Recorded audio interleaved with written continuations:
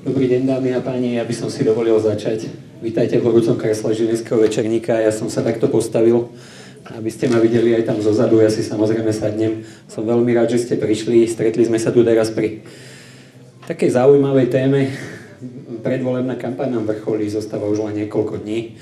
Už budúcu sobotu máme voľby. Samozrejme aj voľby primátora mesta Žilina. Post primátora bude obhajovať pán Igor Choma, ktorého sme si dnes pozvali. Srdečne vás tu vítam.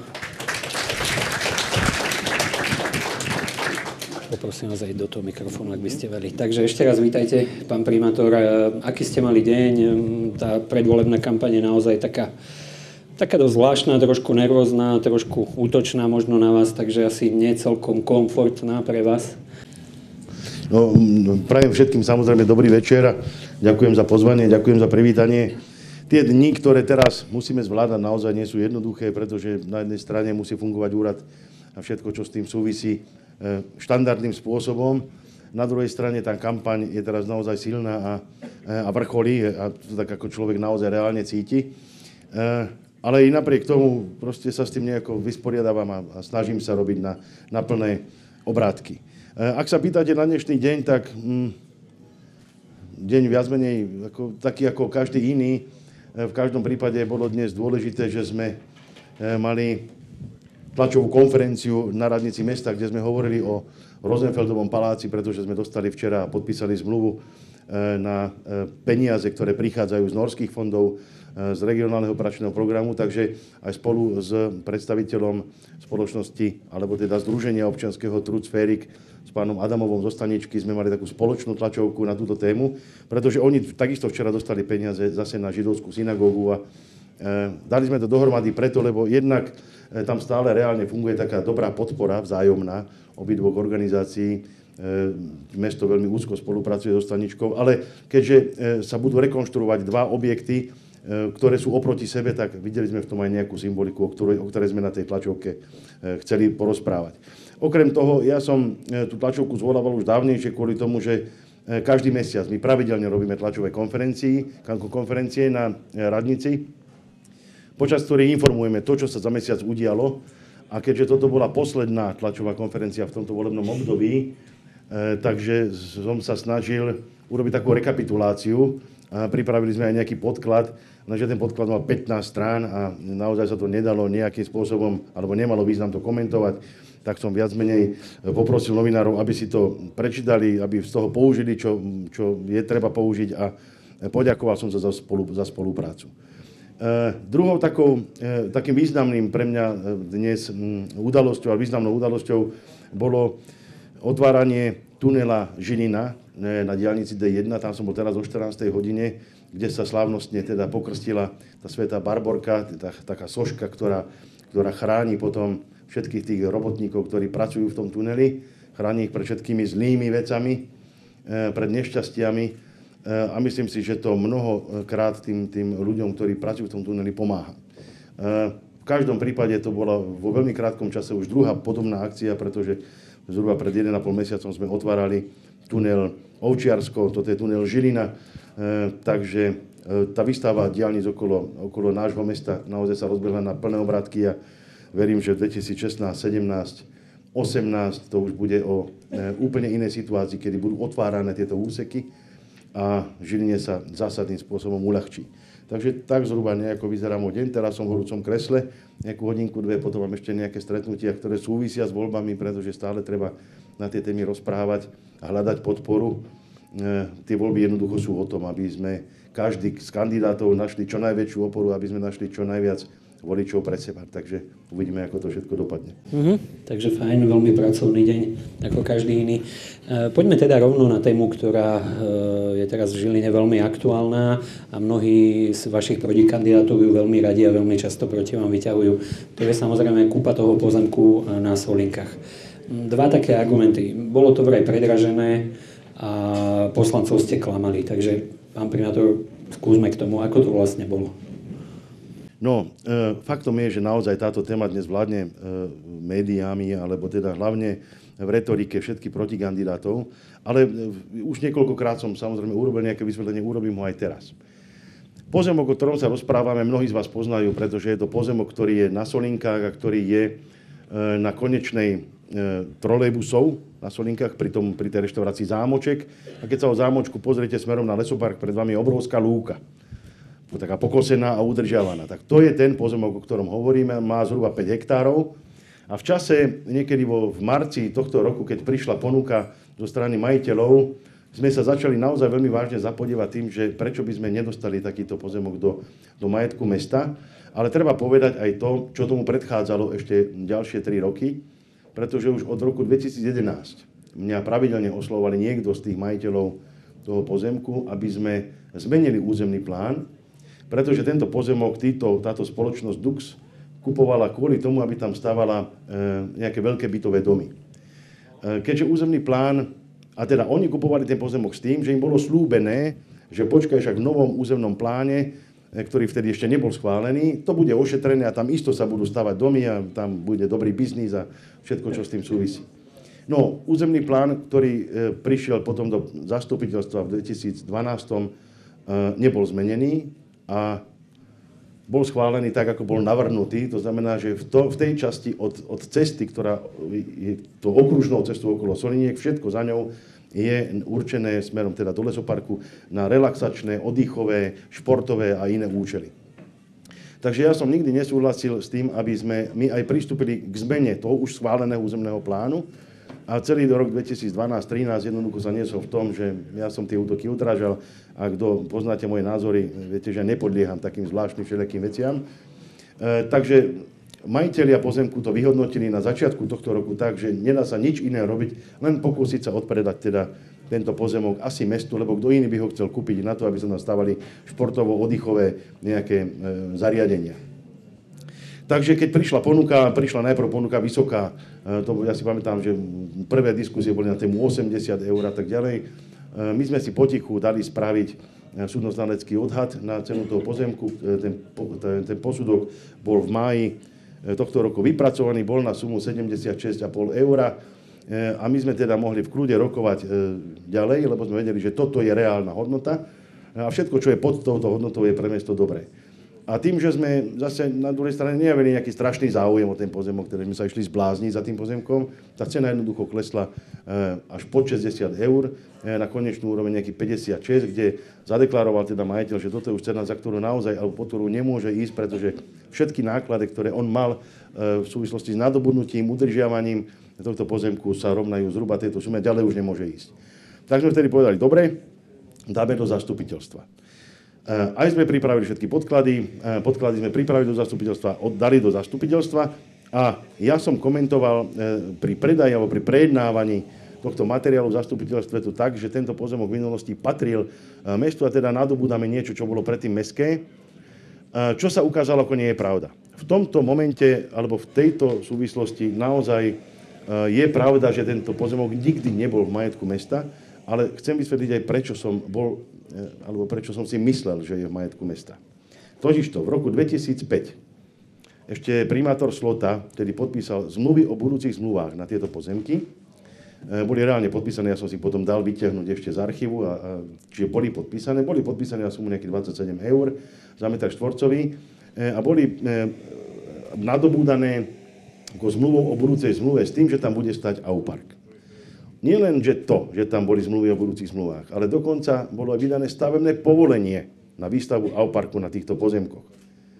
A ja keďže sa pohybujem v prostredí aj národnej ďalšej spoločnosti, kde sa naozaj tie pozemky vykupujú a viem, čo súvisí so stavebným povolením a súvisí vždy to, že musí byť pozemok vysporiadaný, ak dostanete na stavebné povolenie a mesto dostalo stavebné povolenie na výstavbu Auparku, úplne logicky som predpokladal, ani ma len nenapadlo, že ten pozemok nemôže byť mestský. Ale bolo to ošetrené tak, a vtedy to legislatíva pripúšťala, že tam bola urobená zmluva o budúcej zmluve, tým pádom to nebolo nikdy na liste vlastníctva, ale ja som to jednoducho považoval za pozemok, ktorý v minulosti bol mesta. Tu nás som pochybil. Za túto chybu som sa však všetkým poslancom ospravedlnil a keďže tento moment, alebo tá história toho pozemku nie je podstatná v tej chvíli, keď sa pozemok kupuje, podstatné je, prečo to chcete kúpiť a za akú cenu, tak som dostal aj podporu poslancov. Poslanci okrem dvoch teda to ospravedlnenie prijali. A znova sme to otvorili teraz na pondelkovom, teda nie my, ale pán poslanec Kaša otvoril znova tento problém na zastupiteľstve, kde sa snažil teda opäť deklarovať, že aký to bol podvod a tak ďalej, a tak ďalej. Tu treba ale povedať celkom korektne, že všetci poslanci, najmä opoziční poslanci, alebo nezávislí poslanci, vyjadrili podporu kúpe tohto pozemku, zadeklarovali, že nie je podstatné, aká bola história.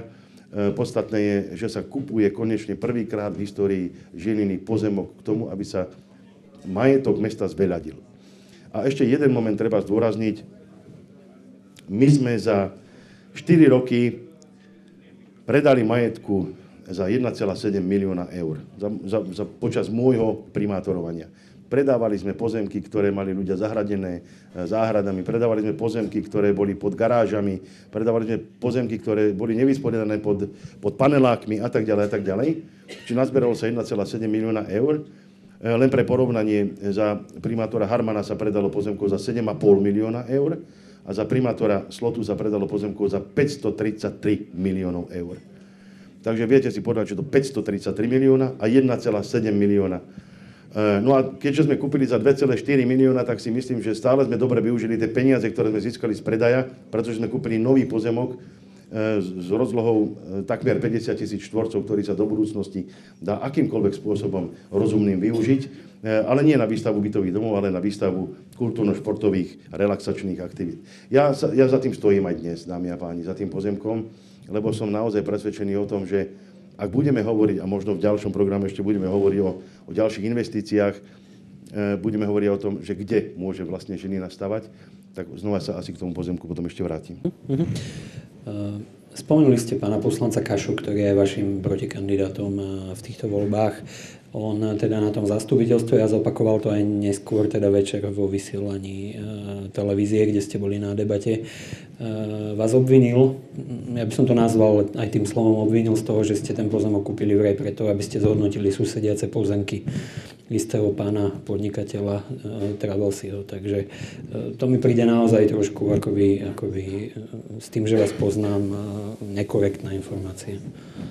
No, to si musí vyhodnotiť každý sám, dámy a páni. Myslím si, že nikoho v Žiline netreba presviečať o tom, že asi som prvý primátor, ktorý má zásadne negatívny vzťah s pánom Travelsim, ale ktorý vychádza nie z toho, že sme si ľudskí, ako si neprirastli k srdcu, ale vyplýva to z toho, že mám za to, že Žiline veľmi uškodil v minulosti a že dokonca si myslím, že ani dnes jej dobré meno nerobí. Okrem toho všetky návrhy, ktoré prichádzali, alebo ktoré sme aj prerokovali a dva roky sme pripravovali nejakú dohodu, ktorá by možno vrátila niektoré majetky nazad, sa nakoniec ukázali ako nepriateľné pre mesto, pretože počas tých rokovaní boli zamlčiavané niektoré skutočnosti, ktoré vyšli na povrch až vtedy, keď sme si my urobili audity napríklad spoločnosti Športpark. Takže mňa dnes obviňovať zo spolupráce s pánom Travelsim by asi bolo nekorektné a veľmi by som sa voči tomu chcel ohradiť. Teda. Fajn. Spomenuli ste už výstavbu bytov. Spomenuli ste, že na tomto pozemku na Solinkách sa tie byty stavať nedajú. Možno by sa dali niekde inde, keby predchádzajúci primátori tie pozemky nepredali, ako ste spomenuli.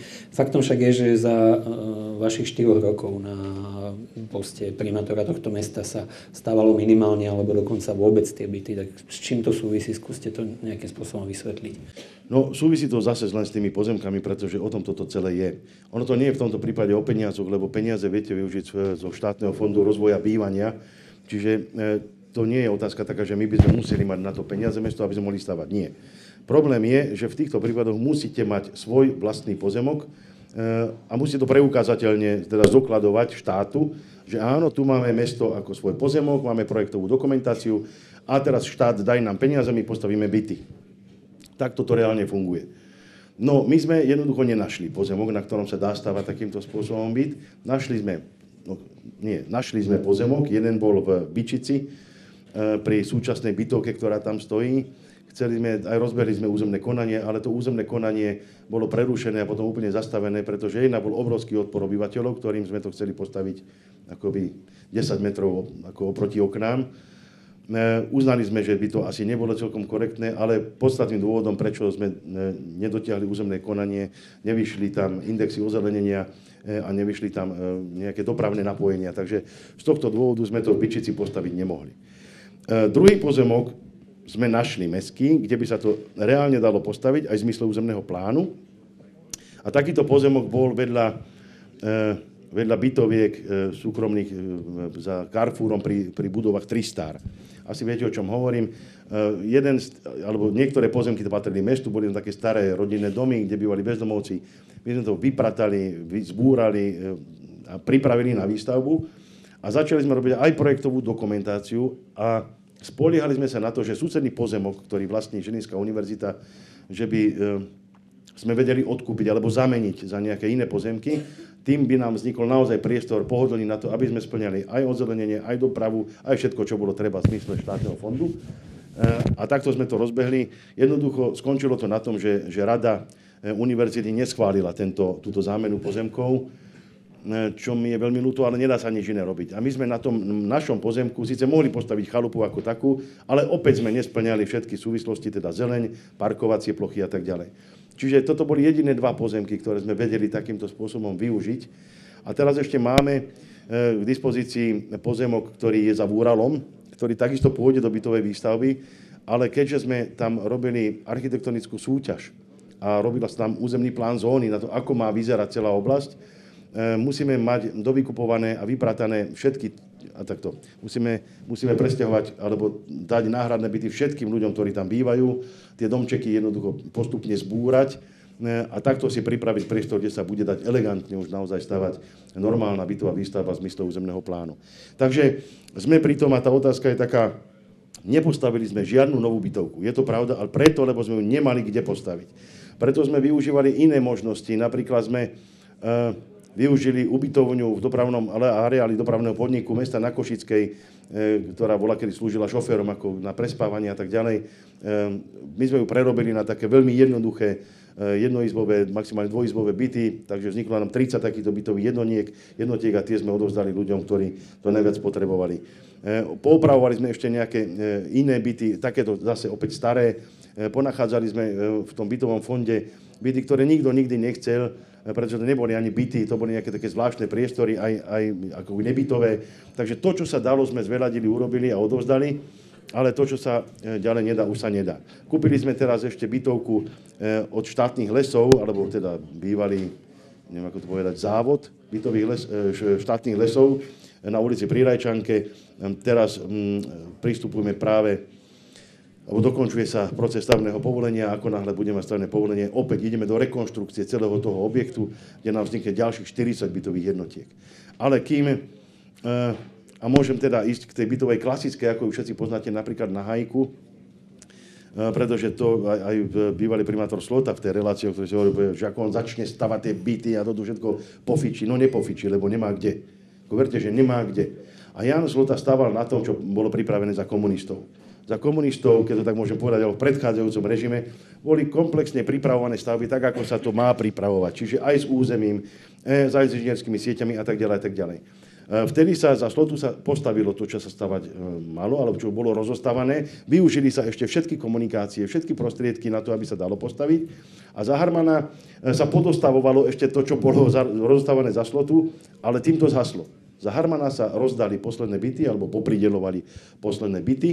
A keď sme prišli my teda ku vláde, tak sme zistili, že my nemáme kde postaviť ani jeden byt. Ani na Hajku. Totižto na Hajku nie len, že nemáte ani jeden pozemok, na ktorom by sa dalo stavať ďalej a všetko je v rukách súkromných, v urbárskych a iných. Mestský pozemok tam nie je ani jeden. Tam ale chýbala aj zásadná projektová dokumentácia, pretože keby sa za Harmana aspoň začalo pripravovať projektovú dokumentáciu, územné rozhodnutie, my by sme dnes už mohli byť za uplynulé 4 roky v situácii, kedy sme dokončili stavebné povolenia a mohli sme stavať. My sme ale prišli do situácií, kedy sme začali od začiatku, úplne od začiatku, robiť územný plán tejto časti mesta, teda Hájika, aby sme mohli rozvinúť výstavbu. Urobili sme tam architektonické súťaže na to, ako celé to územie má vyzerať, pretože dnes sa to už nedá sekať jednoducho panelák vedľa paneláku, musí to mať nejakú kultúru, úroveň. Toto všetko sme urobili a sme v procese, kedy ideme teraz robiť súťaž alebo verejné obstarávanie na zhotoviteľa projektovej dokumentácie, územné konanie. Musí tam prebehnúť ešte EIA, musí tam ešte množstvo procesov prebehnúť, takže ja vám dnes viem povedať s istotou, že na Hajku sa skôr ako za, odhadujem, 2-3 roky nezačne stavať. Jednoducho nezačne, lebo to nie je možné. Viete, čo chcem povedať? Nie je to možné. Čiže z pohľadu územného plánu je to v poriadku už dnes pripravené všetko, len musíme ísť do projektovej dokumentácie územné rozhodnutie, ktorá povie, ktoré pozemky treba vykúpiť v prvom rade, v druhom rade, v treťom rade. Mesto na to musí nájsť peniaze, aby tie pozemky vedelo vykúpiť. Za ten čas, kým bude prebiehať majetkovo-právna príprava, musí dokončiť projektovú prípravu. A keď toto všetko bude dokončené, príde deň, kedy sa povie, ideme súťažiť zhotoviteľa stavby. A to pôjde už zo štátnych peňazí. Takže ešte raz, s bytmi je to problém v Žiline, a ešte stále to problém bude, pretože sa zanedbala tá kontinuita pokračovania prípravy výstavby ďalšej tej komplexnej bytovej výstavby, ako ju poznáme z minulosti. Tak dobrá správa je, že teda sa snažíte to nejakým spôsobom napraviť a pripraviť tú projektovú dokumentáciu a vykúpiť tie pozemky. Takže fajn. Dobre, poďme ďalej. Veľká vlna akoby kritiky na vás od protikandidátov sa zniesla aj na to, že ste vraj zvýšili daň z nehnuteľnosti. Jedným z hlavných bodov programu jedného vášho protikandidáta je to, že zníži daň z nehnuteľnosti. Takže skúste sa k tomu vyjadriť, ako to je v skutočnosti. Je pravdou, že sme zvyšovali daň z nehnuteľnosti. Ako to zase treba celkom otvorene povedať. Ale nezvyšovali sme ju štvornásobne alebo nejaké takéto nezmysly, ktoré sú chýrené. Vo všeobecnosti platí, dámy a páni, že podnikatelia alebo právnické osoby majú jednu z najvyšších daní z krajských miest na Slovensku. Ale fyzické osoby majú jednu z najnižších daní pri porovnaní krajských miest na Slovensku. Teraz je otázka, čo je správne, čo je nesprávne. Vždy je to vec názoru a napokon vždy je to vec aj zastupiteľstvo, ktoré schváli alebo neschváli príslušne všeobecne záväzné nariadenie, lebo takýmto nariadením sa regulujú dane v meste. Ale treba povedať, ako naozaj došlo k zvýšeniu, ale zase preto, lebo v roku 2010 po voľbách, začiatkom roku 2011 sme si teda dali na stôl nejaké čísla a zistili sme, že to mesto je na tom tak zle, že nie je cesta len v akomsi racionalizácii organizačnej štruktúry, systému práce, verejného obstarávania a tak ďalej, ale musí nám pomôcť aj nejaký príjem zvonku a ten príjem zvonku môže byť z pohľadu mesta len na daniach. To je to, čo si mesto vie regulovať. Len príjem z daní. Myslím, z daní z nehnuteľnosti. Pretože podielové dane neovplyvníte zásadným spôsobom, ktoré prichádzajú od štátu, lebo to závisí od toho, koľko daní vybere štát. Ale my sme išli do úpravy daní, pretože bolo to treba jednoducho napraviť. Pritom, ak hovoríme o štvornásobku, a keď som povedal, že to nie je pravda, je to tak, pretože napríklad pri daní z nehnuteľnosti, ja hovorím teraz o fyzických osobách, sa tá daň zvýšila tak, že pri byte do 60 m štvorcových sa daň ročná zdvihla o 4 € na rodinu. Čo asi nie je zásadné zvýšenie daní, ani štvornásobné zvýšenie daní. Zvýšila sa daň pri nebytových priestoroch možno až o 300%, ale to hovorím o nebytových priestoroch. To sme pri tých podnikateľoch. Niekde sa zjednocovali dane, aby neboli, aby každý nemal inú daň. Čiže niečo sa zracionalizovalo. Ale v každom prípade chcem povedať, že ten nárast príjmu z daní nebol tak zásadný a obrovský, aby sme dnes tu mohli povedať, že sme vycicali občanov tohto mesta, i keď samozrejme priznávam, že zvýšenie daní nastalo. V každom prípade, ak sme zase pri protikandidátoch, pretože počúvam ich programy a hovoria o tom, ako budú znižovať dane, samozrejme je to vždy nielen na primátorovi, je to na zastupiteľstve, či schváli alebo neschváli takýto krok, ale vždy sa potom treba pozerať, a dobre, odkiaľ teda ideme zobrať iné peniaze na ten rozvoj a na to všetko, čo v meste treba ďalej robiť. Takže ja nikdy nevylučujem, pretože ja neviem, čo bude, ako bude, aký bude príjem daní zvonku, teda zo štátu, či sa budú zvyšovať alebo nebudú zvyšovať, ostanú na tejto úrovni, ako dlho ostanú na tejto úrovni. Ťažko to povedať. I keď náklady a tie vstupy aj na réžiu mesta sústavne narastajú, tak ako všade.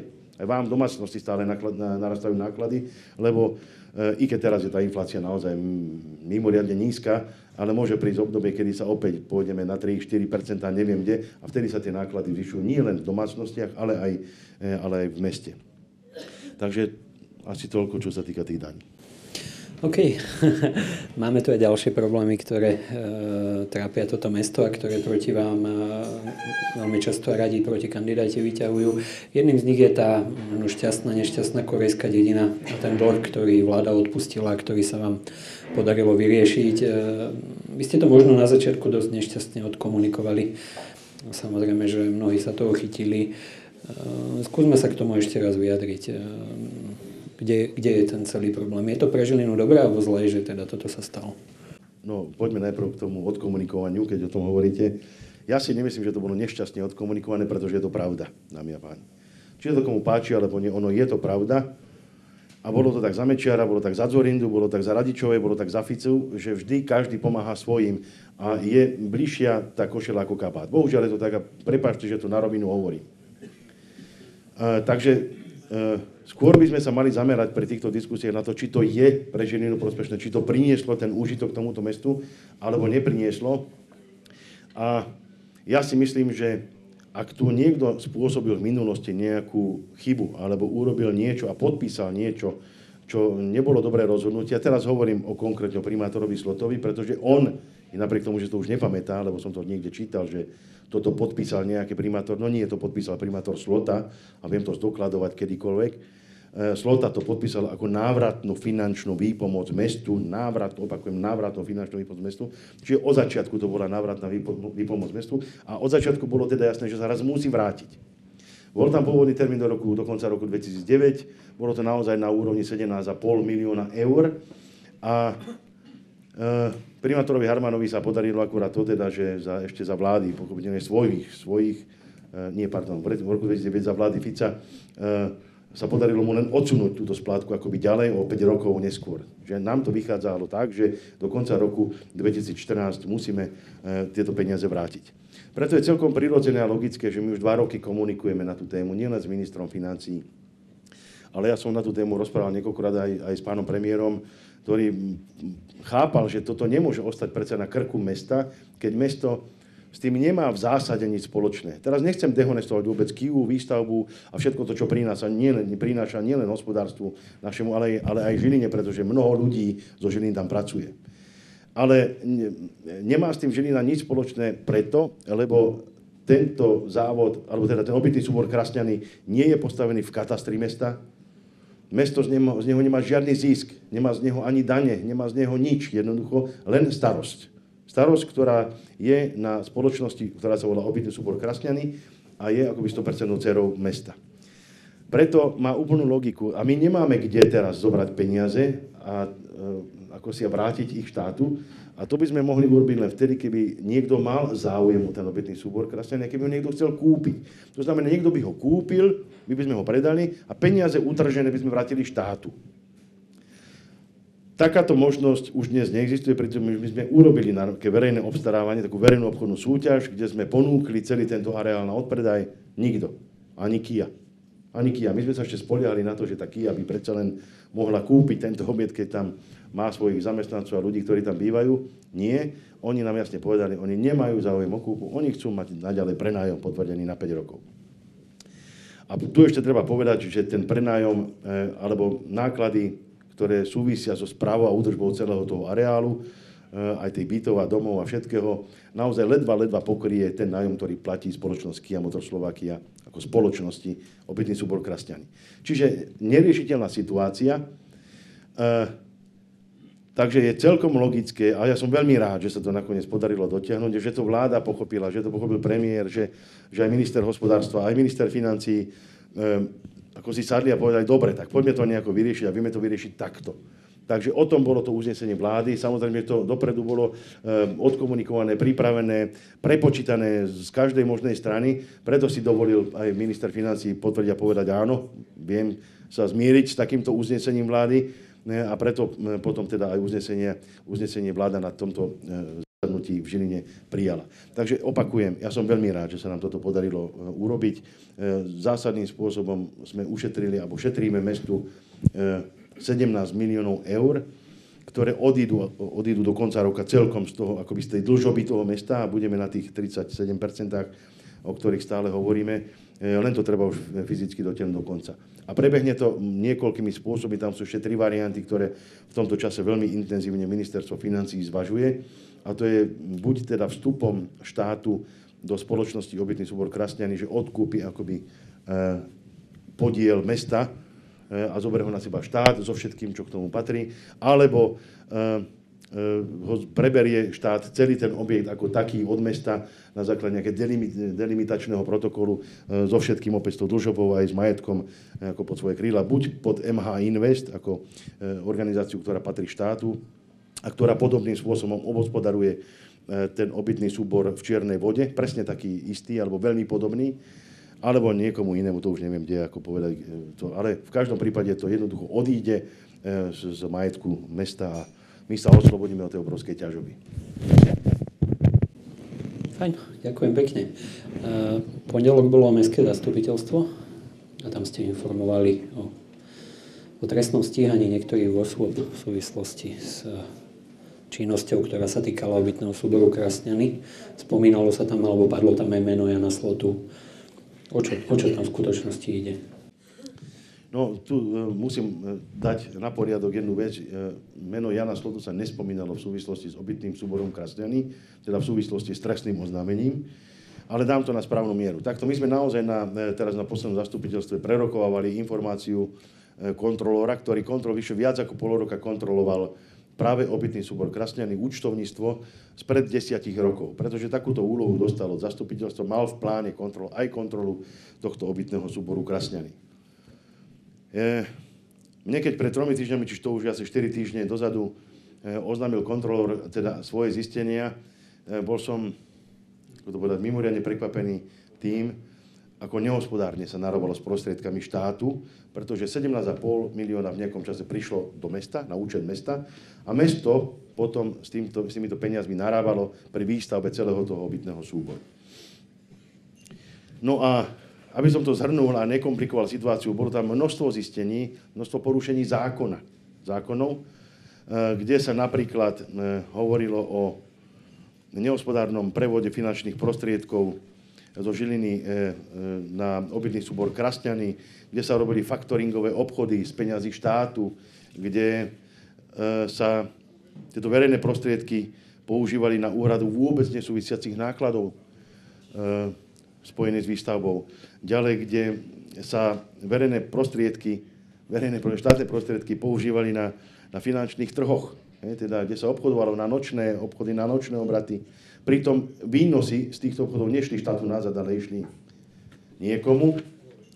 Ďalej tam bolo neoprávnené nakladanie s verejnými prostriedkami na financovanie postupových pohľadávok. To vypichujem tie najdôležitejšie. Vedenie finančne, tomu všetci budete rozumieť. Keď má niekto pokladňu, v ktorej má hotovosť, tak tam musí mať peniaze, lebo tam nemá nič. Ale nemôže tam mať zápornú hodnotu. A v peňažnom denníku je sústavne mínusový stav. Tak povedzte, kto tam tie peniaze nosil, ja neviem. Či pán Slota, alebo kto. To je jedno. Ja som veľmi zvažoval, keďže mi bolo povedané, že je to po premlčacej dobe 10 rokov a tak ďalej, účtovné doklady len 5 rokov, nie všetky sa našli, to je jedno. Ja som to vyhodnotil tak aj po porade správnym oddelením, že to trestné oznámenie treba podať, takže my sme ho naozaj podali. Veľmi dôkladne bolo pripravené, v pondelok bolo podané a je podané voči neznámemu páchateľovi, pretože naozaj dnes ťažko povedať, že tento konkrétny človek, to už nech rieši vyšetrovateľ, kto pochybil a akým spôsobom, ale bolo vznesené pre podozrenie z naplnenia skutkových podstat z viacerých trestných činov. Takže uvidíme, aký to bude mať ďalej priebeh, ale na tom zastupiteľstve som spomenul, pretože bola taká otázka od jedného poslanca, ako sa vyvíja trestné oznámenie, ktoré som podával minulý rok v súvislosti s hospodárením s bytmi. Dámy a páni, tu treba povedať, a znova, ja som to niekoľkokrát hovoril, možno aj niekde v rozhlase, ku mne chodia ľudia, občania sústavne. Ja ich prijímam, sa s nimi rozprávam, diskutujem a väčšina z nich má problém s bytmi, pretože potrebuje byt. Ale niektorí ľudia prichádzajú aj s tým, aby sme im pomohli v nastavení splátkového kalendára, pretože nestíhajú splácať úver, ktorý si zobrali v banke na to, aby mohli dať 300 000 úplatok zlotovi Hovorím konkrétne toto meno, lebo takéto meno tam zaznívalo vždy. A teda nevládzu splácať úver a nevládzu splácať aj teda nájom za ten byt, ktorý musia pochopiteľne platiť. Vždy som sa pýtal, dosvedčíte? Ako musíte mi to dosvedčiť, lebo ja okamžite podám trestné oznámenie, ak mi to dosvedčíte. No nie, lebo som dal úplatok. Ako ja môžem sám proti sebe svedčiť? Až prišiel minulý rok jeden pán, ale už mimoriadne nahnevaný, lebo tam už išlo jemu o život, o vysťahovanie, proste rodina, rozpad. On povedal, že on nemá čo stratiť, aj keď ho zavrú, že on pôjde svedčiť. Zavolal som kolegov, prednostu, vedúcu bytového, ešte raz, aby to zopakoval. Tu ráno sme napísali trestné oznámenie, odozdali vyšetrovateľovi a vyšetrovateľ veľmi rýchlo, teda prokurátor veľmi rýchlo vyhodnotil, že áno, je tam dôvodné podozrenie, odozdal vyšetrovateľovi. Vyšetrovateľ veľmi rýchlo začal fungovať a dennodenne boli u nás na úrade, na bytovom, kde si pýtali a ešte doklady. A ešte takto rok po roku, lebo ja som to dal v ten deň, čiže my sme to neohraničili časovo, že kedy sa kradlo, alebo čo. Pre mňa zamestnával štúdiu čokoľvek, aj to za našich čas, alebo za mňa. Mne je to jedno. No, išli až do nejakého roku 2003, sa prepracovali a potom mi oznámil ošetrovateľ, a to je to, čo som spomenul včera na zastupiteľstve, že Národná kriminálna agentúra a protikorupčná jednotka oznámila mestu Žilina, že vyšetrovateľ začal trestné stíhanie za trestný čin zneužívanie právomoci verejného činiteľa a za trestný čin príjmania úplatku a inej nenáležitej výhody v zmysle paragrafu a tak ďalej. V zátvorke konanie primátora Ingiana Slotu z novembra 2004. Poďte, ten dokument nie je tajný. Dostalo ho mesto, ja neviem, na tom nič nie je, keby ma aj takto chcel z toho načrieť, je to tu, kľudne si to môžete potom kdokoľvek pozrieť. Jednoducho je to tak. A ja som veľmi rád, že sa toto niekam posunulo, pretože ak sa takéto niečo dialo bežne, a ja verím, že toto dialo, keď tí ľudia chodili za mnou, tak nemám dôvod o tom pochybovať. Ale už zase je to v rukách vyšetrovateľov, uvidíme, aký to bude mať dôsledky, dopad a tak ďalej.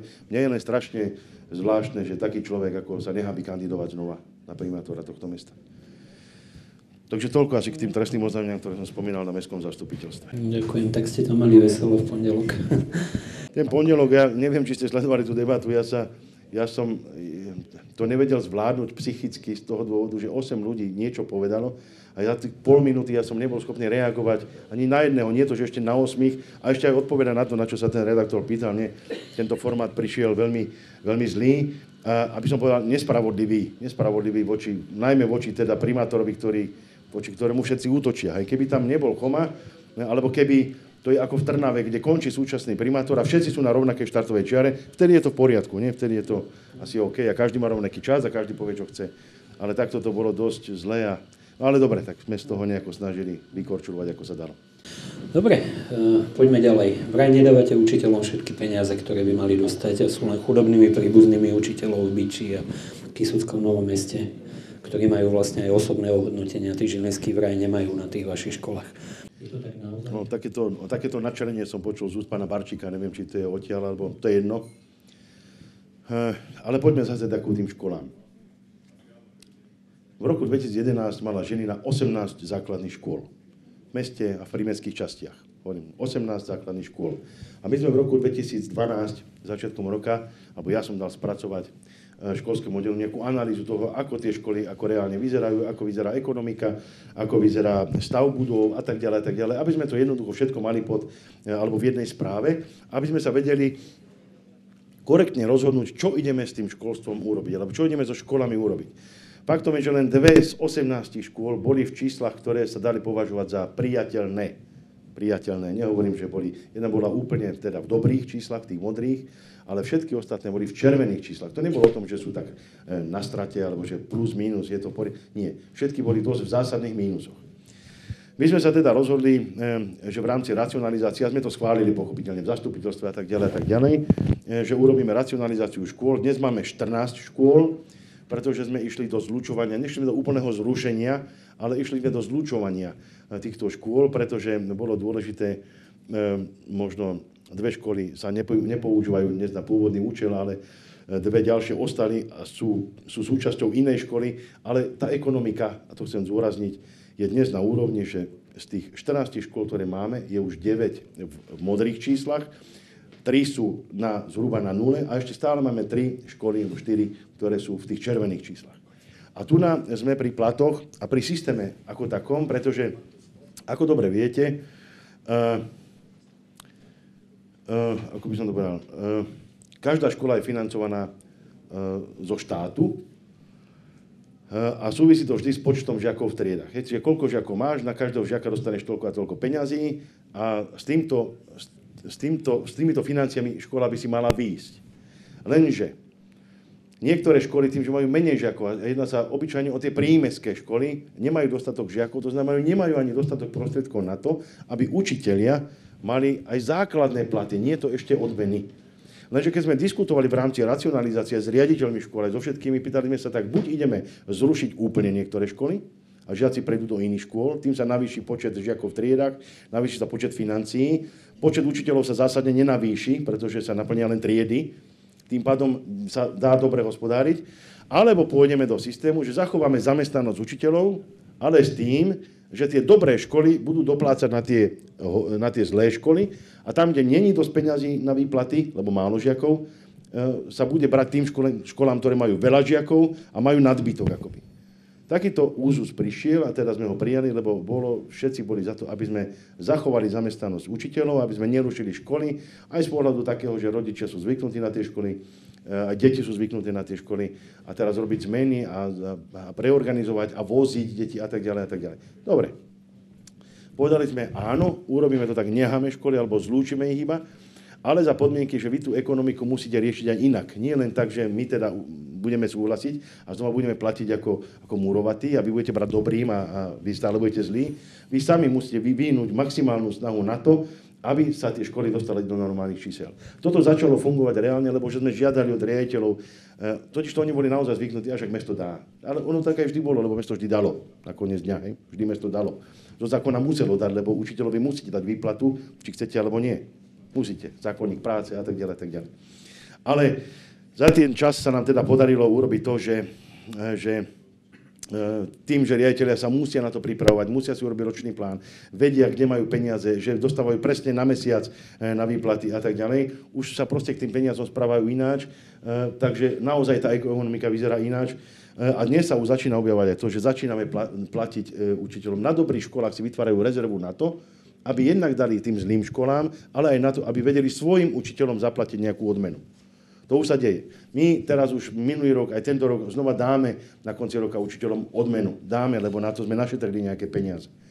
Ale nemôže to byť tak a porovnávať niečo neporovnateľné, pretože ak má Byča 2 školy, a Kysucké Nové Mesto 3 školy, tak tam sú aj úplne iné parametre a úplne iné dotácie na toho žiaka, ako sú práve vo veľkých mestách. Dámy a páni, a dnes je naozaj situácia, kedy na dedine malotriedka škola má riaditeľ plat 3 000 eur, nepreháňam, v Žilinskom okrese. Má 3 000 eur a riaditeľ tu na veľké žilinskej školy má 1 300 eur. Verte, že je to tak.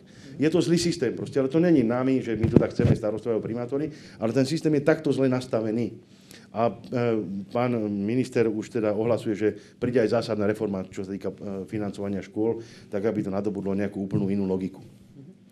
Takže o tom toto je. Ja chcem sa len povedať, že tie odmeny, to nie je o tom, že by sme nechceli dať, niekde už dávame, ale faktom je, že za Harmana sa nedávali žiadne odmeny školám a myslím, že za Slotu sa ešte v nejakých časoch, keď bolo tých 16 miliárd a keď bolo z čoho ako si, tak sa dávalo a učiteľia veľmi dobre na tieto časy možno spomínajú.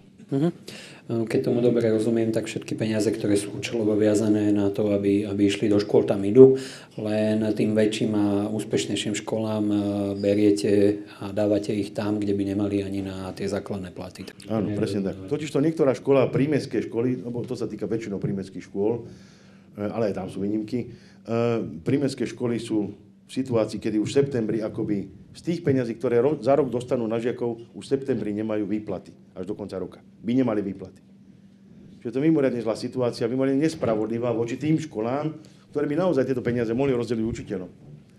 Tak ale zatiaľ je prijatý takýto úzus a ja verím, že sa nám podarí to nejakým spôsobom dotiahnuť do konca. Ono je dôležité, aby aj tí riaditelia škôl naozaj sa naučili narábať s tými peniazmi a aby si vedeli ustrážiť tie náklady, ktoré majú. Aby urobili tú racionalizáciu. Aby to pridelenie tých hodín a tie náplní tých pracovných urobili tak, aby naozaj učiteľ bol vyťažený maximálne a už je na nich, ako to samozrejme si usporiadajú.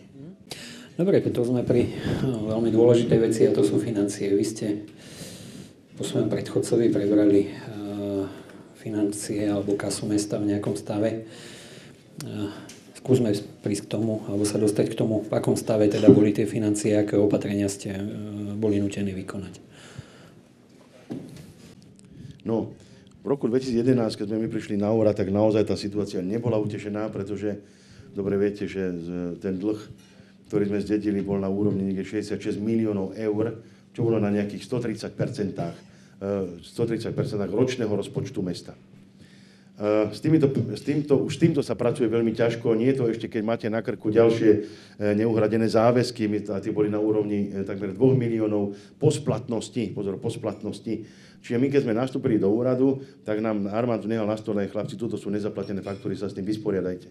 Okrem toho sme museli zarátať do dlhu ďalšie veci, ktoré prišli, ako je tá pôžička 10 miliónov, museli sme začať splácať, pretože v roku 2010 sa 10 miliónov na chodníky vyčerpalo, chodníky sa nejako urobili, ale ani jednu splátku nezaplatili v 2010. Všetko už nehali potom na rok 2011 a v roku 2015 treba naraz jednorazovo zaplatiť 4 milióny eur z tých 10. Tak toto pán Harman vymyslel. Dobre, ako asi, no to je jedno.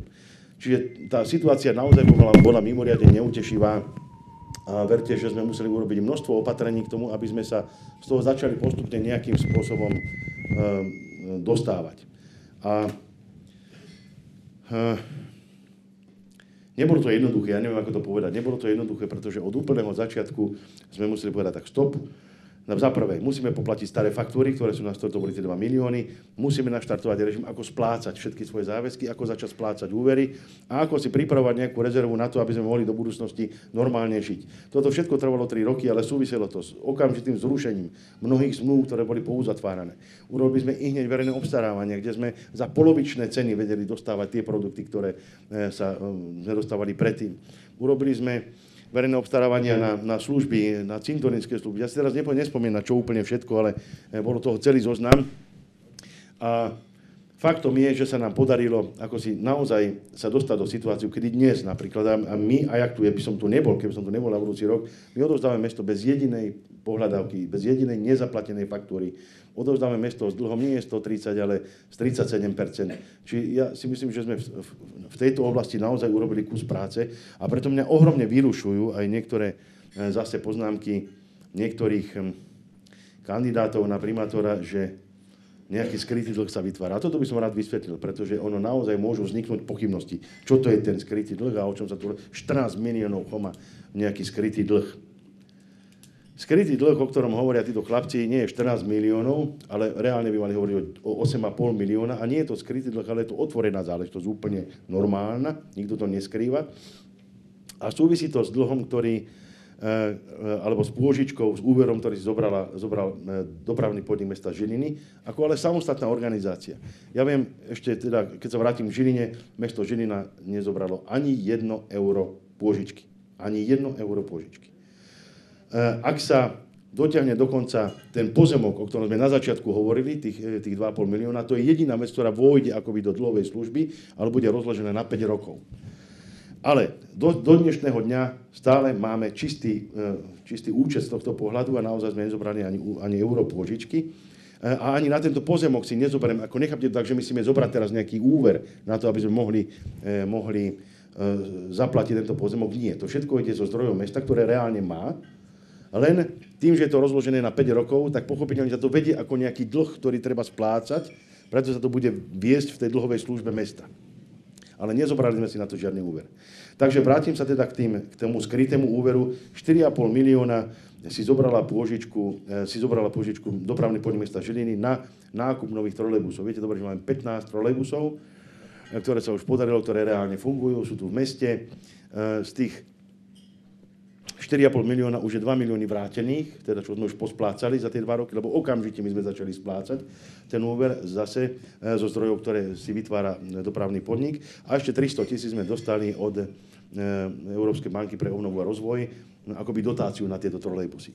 Takže my sme dneska pohodlne na úrovni 1,7, čo by sa malo do 2 rokov úplne splatiť. Čo sa týka autobusov, ktoré v tomto čase budú prichádzať do Žiliny, práve si, že budúci týždeň ich budeme tak prezentovať na Hlinkovom námestí, tie už kupoval zase dopravný podnik úplne z vlastných zdrojov, bez toho, aby si zobral úver. A pritom treba povedať, že my, alebo dopravný podnik, keď prišiel nový riaditeľ, tak ten takisto našiel na stole 4 milióny neuhradených záväzkov z minulosti. 4 milióny, dámy a páni. Takže to sú čísla, ktoré sú ohromujúce. Dnes naozaj ten úver ostáva niekde zhruba na 2 miliónov, čiže podarilo sa aj tam niečo spracovať, teda znížiť zásadným spôsobom ten úver a normálne fungovať. Čiže dopravný podnik z vlastných peňazí nakupuje autobusy, trolejbusy. Do budúceho obdobia hovoríme o tom, že ideme kompletne celý park dovymieňať, ale už z európskych zdrojov, lebo sa pripravuje nové obdobie, nový úverový rámec, takže všetko pôjde z eurozdrojov a dokončí sa úplná obnova všetkých autobusov a trolejbusov. Ale vrátim sa teda ešte k tému zadlženiu.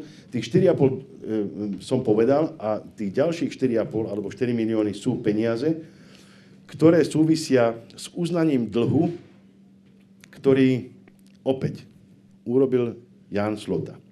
Ján Slota totižto, a znova mám na to dokument podpísaný, urobil to, že v roku 2005 v novembri zmenil podpisom zmluvy nenávratnú požičku na návratnú. Prečo to spravil, to sa ho budem asi musieť ešte pýtať na nejakej spoločnej diskusii, ale opäť je to Ján Slota, ktorý toto spôsobil, na ktorý peniaze, ktoré prišli do mesta a mali byť pôvodne nenávratné, nie z nejakého dôvodu sa stali návratné. Ako ja dnes naozaj neviem povedať, prečo sa stali návratnými. A čo bolo horšie, on ich ani nezaviedol do účtovníctva mesta. A čo bolo ešte horšie, ani Harman ich pre istotu nezaviedol do účtovníctva mesta. Až prišiel Choma a ten jednoducho ich zaviedol, lebo aj s tým sa treba vysporiadať nejako, dámy a páni. Obzvlášť vtedy, keď už nám reálne hrozilo, keďže sa neplatili splátky, nesplácal sa tento úver, tak ako sa mal vrácať, ako bolo zazmluvnený, nám hrozilo, že ministerstvo hospodárstva nám vyrobí pokutu na úrovni ďalších 4 milióny eur. Čiže tie pokuty už boli na úrovni istiny. Ak by sme mali požičaných 4,5 milióna, to bolo vtedy 125 miliónov korún, alebo koľko, tak toľko už bola pokuta. A ja som zase rok chodil do Bratislavy ako na klavír na ministerstvo hospodárstva, aby sme povedali, chlapci, ale prosím vás pekne, aspoň tú pokutu nám odpustíte. Veď my za to nemôžeme, sme to našli v šuflíku takto, nám podpísaný Slota, nikde v účtovníctve sme to nemali. Ako sme si mali počítať, ako sme mali vedieť, že to máme vracať. A to je to, čo sme potom riešili na zastupiteľstve, kde pán Barčík, teraz si spomínam, v rádii to povedal, že som z Babelu ušiel z nejakého rokovania. Nie, ja som ničoho z Babelu neušiel. Naopak, postavili sme sa tomu normálne, zobrali sme to do účtovníctva, zastupiteľstvo to schválilo a my to normálne splácame. To je jedna z vecí, ktorú takisto musíme splácať z minulosti. Ale už to máme niekde zase, už sme niekde v polovici toho dlhu. Čiže pomaličky to ide. Takže toto je tá skrytá zadlženosť, kedy my stále riešime veci z minulosti. A okrem teda tých autobusov, ktoré ja som rád, lebo už aj Žilinčania nové trolejbusy si zaslúžili po dlhej dobe. No tak keď sme pri tom dopravnom podniku, tak poďme už trošičku aj k vašim plánom alebo volebnému programu MHD zadarmo. To je téma, ktorá je jednou z vašich priorít, veľmi to rezonuje vo verejnosti, samozrejme. Myslím si, že sa nenájde Žilinčan, ktorý by to odmietol, alebo ktorého by to nepotešilo, ale možno sa niektorí pýtajú, no dobre, ale mesto je zadlžené, kde na to chceme zobrať peniaze a oplatí sa nám to? Ako to budeme financovať? Ja už z tej reakcie všetkých tých protikandidátov na primátora, ktorí sú zásadne proti, alebo sa snažia vždy dehonestovať tú celú tú myšlienku, usudzujem, že je to mimoriadne dobrá vec, pretože za žiadnych okolností nechcú pripustiť, že by Choma mohol niečo také vymyslieť. To není vymysel Chomu, dámy a páni, to není môj vymysel. Ja som sa to len snažil a snažím implementovať sem do Žiliny, pretože to reálne funguje v niektorých európskych mestách a dobre viete, že vo Frýdku Místku tento systém funguje 4 roky. Akékoľvek diskusie na tému, že tam budú chodiť tí bezdomovci, že sa to bude devastovať, že tam budú ľudia chodiť spávať do tých autobusov, že sa budú voziť od rána do večera, sú neopodstatnené, pretože veľmi jednoducho poviem, ako to bude fungovať. Ono to bude fungovať presne tak, ako to funguje teraz. Každý bude musieť mať kartičku. Každý bude musieť pichnúť do toho stroja. Každý bude musieť ukázať revízorovi, ktorý príde tú kartičku. Proste úplne ten istý systém ako teraz. S tým rozdielom, že keď prídete k tomu okienku si zaplatiť na mesiac, tak vám ju nabijú zadarmo na rok. Ale iba tým, ktorí majú trvalý pobyt v Žiline, ktorí majú zaplatené dane z nehnuteľnosti, majú zaplatené daň za psa, ak majú psa, a majú zaplatený komunálny odpad. Pri týchto 4 podmienkach sa každý vozí zadarmo. A opakujem, revízori budú normálne chodiť ďalej, pretože všetci ostatní iní ľudia, ktorí buď Žilinčania, ktorí nemajú splnenú jednu z podmienok, budú si musieť normálne platiť. Takisto ľudia prichádzajúci do Žiliny, z okolia, si budú musieť normálne kupovať lístky. Čiže celý systém automatov, kupovania lístkov, to všetko ostáva tak, ako je. Len Žilinčanom sa tá karta nabije na rok. A každý rok si ju budú musieť v nejakom období, pochopiteľne, kedy už jasné zo zákona, že musí mať zaplatené, tak vtedy mu bude tá karta nabitá. Takže ten systém nie je zložitý a bude ukontrolovateľný normálnym spôsobom. Takže všetky tieto otázky, ktoré vznikajú, majú odpoveď. Pre mňa je ale dôležité to, že my očakávame z toho aj benefit nejaký, alebo nejaký prínos pre mesto. Pretože dá sa predpokladať, dámy a páni, že za týchto okolností, ak hovoríme o trvalom alebo povinnosti mať trvalé bydlisko v Žiline, sa nám zvýši počet trvalo žijúcich ľudí v Žiline, čo má automaticky pozitívny dopad na podielové dane, ktoré prichádzajú zo štátu. Ono, keď som to hrubo rátal, to vychádza nejaký, že my máme podielových daní zhruba 250 eur na hlavu trvalého pobytu. Takže ak my získame, ja neviem, tu na 2000 nových duší, ktorí tu reálne žijú, len nemajú tu trvalý pobyt a si ho tu dajú, no tak máme zase k dobru nejaké peniaze a nie málo peňazí. Čiže to je jeden efekt. Budeme mať viac obyvateľov, to znamená viac peňazí do kasy. Ďalší efekt, pochopiteľne, sa musí odraziť na množstve vozidel, ktoré prichádzajú do mesta. Nie sme naivní, aby sme si mysleli, že teraz všetci budú chodiť autobusmi a mesto bude prázdne. To nie je pravda, pretože tí ľudia, ktorí ani dnes nechodia autobusmi, nebudú chodiť autobusmi ani v budúcnosti, alebo len malé percento. Ale očakávame opäť na základe skúseností, ktoré majú vo Frýdku Místku, že minimálne o 20% sa tá doprava v meste, v centre mesta preriedi, alebo bude tam tých aut menej. Čiže to je druhá vec, ktorá má dopad, pochopiteľne, ekológia a tak ďalej, to nejdem ani zdôrazňovať, ale vždy potom je otázka, keďže hovoríme, že nás to bude stať okolo 2 milióny eur viac na tú dopravu, kde tie 2 milióny ideme zobrať? No tak samozrejme, že ich bude dotovať mesto z rozpočtu ako službu v verejnom záujme, ale aj mesto na to niekde musí zobrať. Tu chcem povedať, že my očakávame napríklad, že aj z toho titulu, že všetci budú musieť mať zaplatené tie dane, ktorí chcú chodiť autobusom, že aj ten príjem tých daní sa výrazne zlepší. Ak máme my dnes napríklad 1 200 000 teda ľudí, ktorí sú dlžní 1 200 000 eur, tak len 200 000 budeme rátať na rok, že to rozložíme do 4 rokov a za tie 4 roky sa to postupne akoby doplatí, tak máme 200 000 dobrú.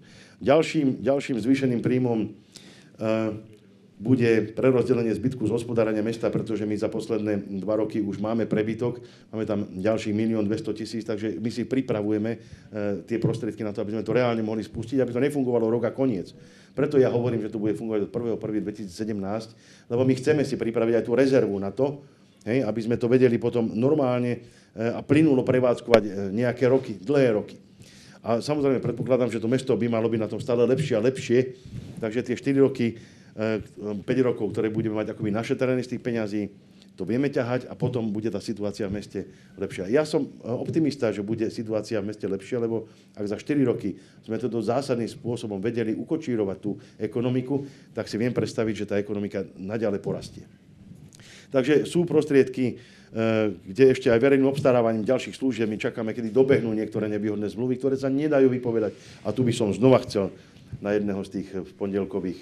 Ja som nemal tam vtedy čas reagovať, lebo vidíte, že keď chcete niečo vysvetliť, potrebujete na to 3 minúty, 5 minút, nie 30 sekúnd. Niekto tam povedal, že všetky zmluvy sú vypovedateľné a tak ďalej. Ja som to aj dnes na tlačovke hovoril. Napríklad zmluva so Žilinskou parkovacou spoločnosťou, ktorú podpísal pán Slota opäť, je postavená tak, že je tam výsostne, teda je tam slovne napísané, že mesto nemôže vypovedať zmluvu. Mesto nemôže vypovedať zmluvu. Môže ho vypovedať iba druhý partner. Za nejakých podmienok. A keď dokonca ideme, ja som chcel, ale tak ako však to není v poriadku s dobrými mravmi, taký výraz sa používa v právnickej branži, Ja povedal, nie, to nie je pravda, neustáli by sme ani takýto fakt na súde, pretože v dobe, kedy sa uzatvárala zmluva, mesto malo právne oddelenie, mesto malo právnikov, ktorí mohli povedať, že takéto znenie zmluvy je nepriateľné, alebo a tak ďalej, tak ďalej.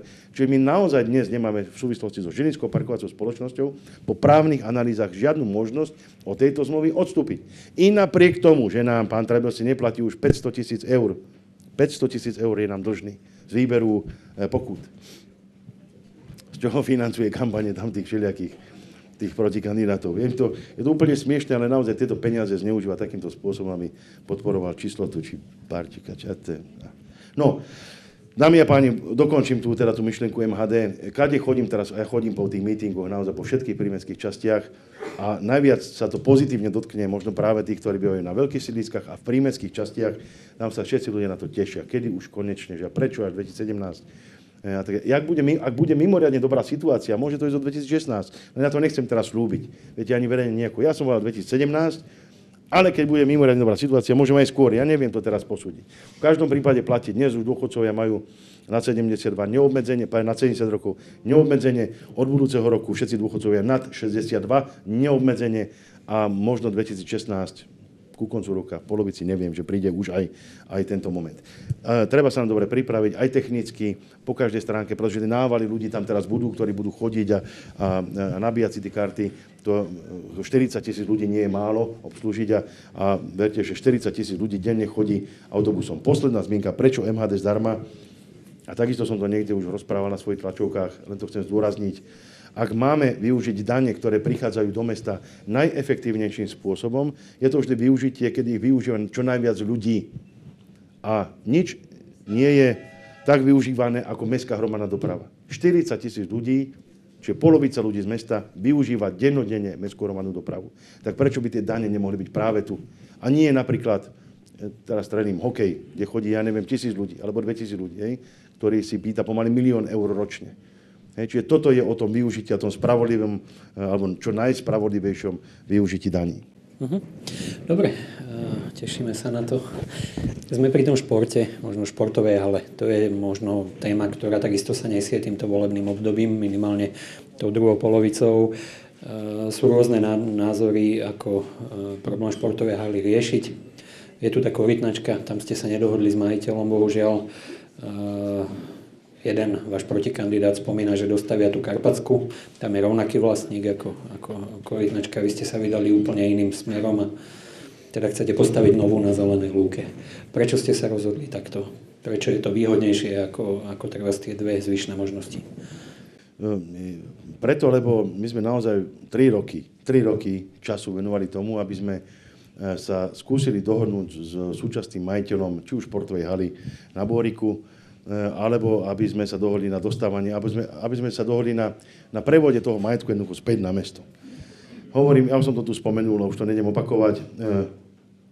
Mimoriadne veľa času tomu venovali naši ľudia na právnom oddelení, kde sme hľadali možnosti, ako čo spraviť, pretože tá pôvodná myšlienka toho jednoduchého vysporiadania, že tuto je športová hala, ktorá stojí toľko peňazí, daj nám ju nazad za toto, napríklad za tento pozemok, alebo za parkovací dom pod Mirážom, ktorý by to bolo zreteľné pre každého obyvateľa mesta, keď by sa povedalo, toto stojí toľko, toto stojí toľko, vzájomne sa to vysporiada, ten doplatí tomu vybavené. Nie, sklzlo to do takých ťažkých návrhov na zámeny majetku, že sa to stalo úplne neprehľadným. Naši právnici a ekonomia sa v tom vyznali, ale nevedel som to nejakým spôsobom predložiť ľuďom, ani poslancom mestského zastupiteľstva, bez toho, aby nemali milión otázok, na ktoré sa veľmi ťažko odpovedalo a ešte aj po tom odpovedaní stále boli pochybnosti. My sme preto aj potom dávali robiť ten znalecký odhad, alebo teda aj tie audity tých spoločností, lebo my sme mali prevziať napríklad majetkovo celý ten športpark na Karpatskej ulici, teda na Rosínskej, tam, kde sa stavia, alebo kde je rozostávané to športovisko. No, ukázalo sa, tak ako som už povedal, že tam sú ešte ďalšie záväzky, 2 milióny a tak ďalej, hrozostrašné veci. A vtedy pochopiteľne všetci poslanci povedali, tak toto nie, to neprichádza do úvahy. A raz a prevždy sme túto tému uzavreli. A možno, že dôjde ešte nejaké diskusie na tú tému, ja neviem, ale ak niekto hovorí o rozvoji športu a o tom, ako sa tu ide budovať a tak ďalej, a mne to príde ako veľmi zvláštne, keď sa za slotu a zase opäť za slotu predala táto hala a keď sa za Harmana zase postavila taká zmluva, že sa urobí nové športovisko za 20 miliónov eur, ktoré opäť podnikateľ Trabelsi, ktorý to má všetko pod palcom, dostal pozemok, obrovský pozemok za 1 korunu a dohodol sa, že on postaví stavbu a potom ju mesto bude splácať, ale on nie je schopný ani postaviť tú stavbu, lebo stále čaká o nejakú akoby 800 000 zábezpeku od mesta. Takto. Tá zmluva je postavená tak, že Trabelsi má postaviť stavbu, tá stavba, keď bude dokončená, tak mesto začne splácať. Čo má logiku, je to v poriadku. Teraz nejdeme špekulovať, či za draho, za lacno. Takáto je zmluva. Ale v tej zmluve je ešte jedna vec, ktorá hovorí o tom, že mesto v nejakom čase malo dať Trabelsimu 800 000 eur na to, aby to slúžilo ako zábezpeka v prípade, že po dokončení by si mesto neplnilo tú svoju povinnosť a nesplácalo by. A ja som odmietol týchto 800 000 dať, lebo to je opäť o tom, že pán Trabelsi by týchto 800 000 zobral, postavil by, dokončil z mestských peňazí a mesto by mu začalo splácať to, čo má splácať. My sme povedali, nie, 800 000 nedáme hotových, dáme bankovú garanciu, dáme iný spôsob ručenia, že si budeme plniť svoje záväzky a ty pekne dostávaj. A my potom budeme splácať. No a stavba je dnes tam, kde je, nič sa s ňou nerobí, nič sa nepokračuje. Preto mi je divné, keď zase niekto z protikandidátov hovorí, že nebude rekonštruovať, nebude sa starať o halu, ktorá je v rukách súkromného podnikateľa, ale dostavia radšej Karpatsku, keď obidve tie stavby má v rukách ten istý človek sústavne.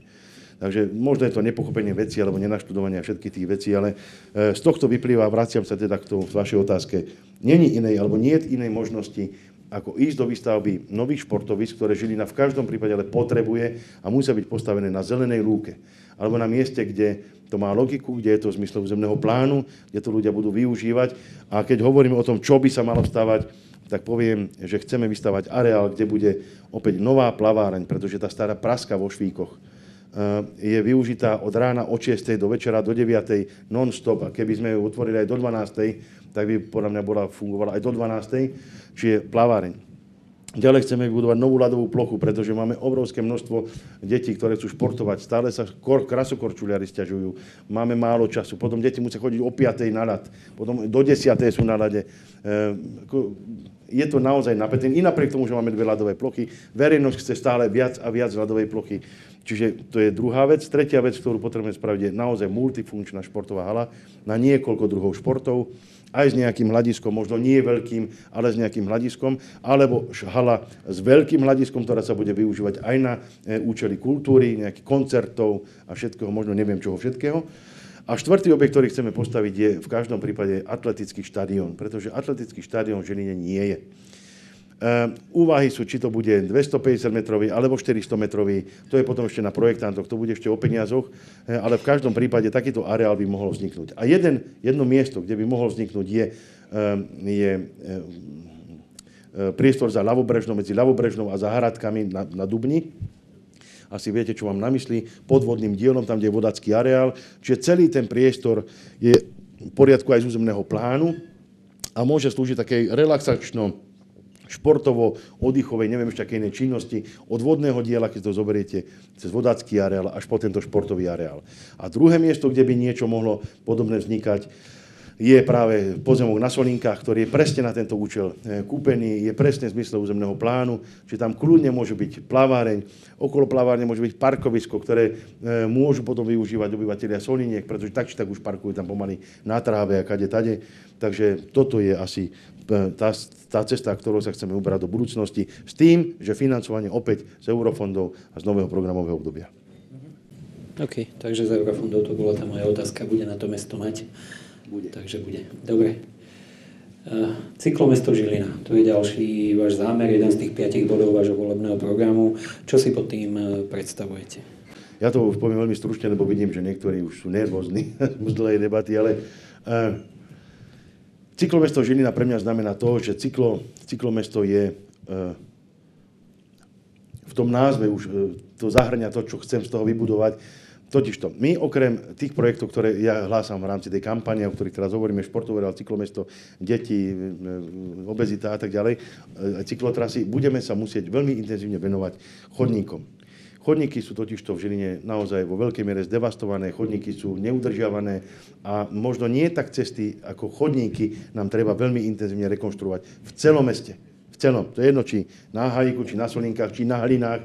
Všade sú tie chodníky, ktoré boli z liatých asfaltov volakedy robené v katastrofálnom stave. Na toto bude musieť hľadať peniaze, teraz ešte neviem povedať, či z eurofondov, či bude taká výzva, ale to je jedno. Aj keby sme mali ísť do nejakých úverov, tak isto, ak budeme brať úvery, tak rozhodne na rekonštrukciu chodníkov v celom meste. A popri budovaní chodníkov chceme dobudovať cyklotrasy tak, ako sú pôvodne navrhnuté. Totižto projekty na to sú, len za každého primátora, či to bol Slota, či to bol Harman, či to bol Choma, sa urobilo len to, že sa nakreslili pásy tam, kde sa nakreslili dajú. Dnes už nemáme priestor, kde kresliť, už treba začať aj stavať tie cyklotrasy. Takže prichádzame naozaj do takého stavu, že musíme začať budovať cyklotrasy a popri cyklotrasách budú budované aj chodníky alebo rekonštruované chodníky. Takže o tomto sú tie cyklotrasy, o ktorých hovorím. A majú filozofiu v tom, že všetky cyklotrasy v meste musia byť napojené na cyklotrasy, ktoré sú za mestom. Čiže na tie vúckárske cyklotrasy, ktoré sú potom napojené ďalej na tie, ktoré budujú oblastné organizácie cestovného ruchu a tak ďalej, tak ďalej. Na túto tému som mal zvlášť tlačovku, jednu, kde som to veľmi obširne porozprával, takže takto by to nejako mohlo fungovať, takáto moja predstava. Faktom je, dámy a páni, že ja neviem, 40%, či už som mu zabudol, koľko percent obyvateľov, chodí autobusmi do menej ako, aj autami menej ako 5 kilometrov. A to je presne ideálna trasa na bicykel. Teda, že mnoho ľudí by aj išlo na ten bicykel. Mnoho rodičov by išlo aj s deťmi po tej cyklotrase. Ale nejdu, lebo musia ísť čiastočne po ceste, kde chodí veľa aut a boja sa, pochopiteľne. Ak budú vybudované súvislé trasy tých cyklotras, tak verte tomu, že tá Žilina bude na bicykloch. Polovica Žilina bude preháňam, no tak tretina. Keď bude tretina, bude to úžasné.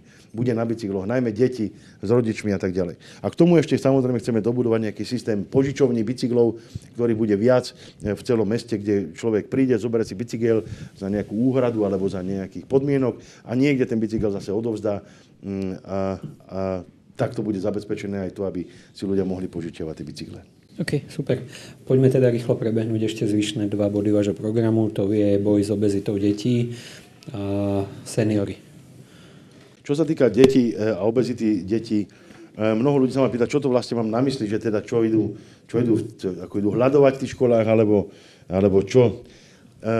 Veľakrát teraz diskutovaná téma aj v parlamente, pretože sme tam riešili takýto zákon, ak dobre viete, o zrušení bufetov a tej nezdravej stravy, ktorú v tých školách deti jedia, alebo konzumujú, alebo pijú. Toto je smerované, alebo môj projekt je smerovaný inde a nemá súvis zásadný s tým, čo sa deje, i keď nahráva to, čo sa deje v parlamente, alebo ten zákon, ktorý bol schválený tomuto projektu. Mne ide o iné. Mne ide o to, ako nájsť s tými deťmi takú komunikáciu, ktorá ich dovedie k tomu, aby sa samé mali ochotu a snahu začať zdravovať inak, ako sa stravujú a aby sa sami pýtali k tým telesným aktivitám nejakým. To nie je projekt taký, že teraz ja prídem do školy a poviem, deti, zakazujem tu piť Coca-Colu a ja neviem, zmrzlinu a čo. Nie. To tak nebude ani fungovať, lebo to dieťa si vždy nájde cestu. Pokiaľ mu v hlave ho nepresvedčíme, že ono samo bude chcieť sa správať nejako inak, tak to nebude mať účel. A toto budeme robiť, ja to mám predstavu, mám na to spracovaný normálny projekt. Ten projekt bude fungovať tak, že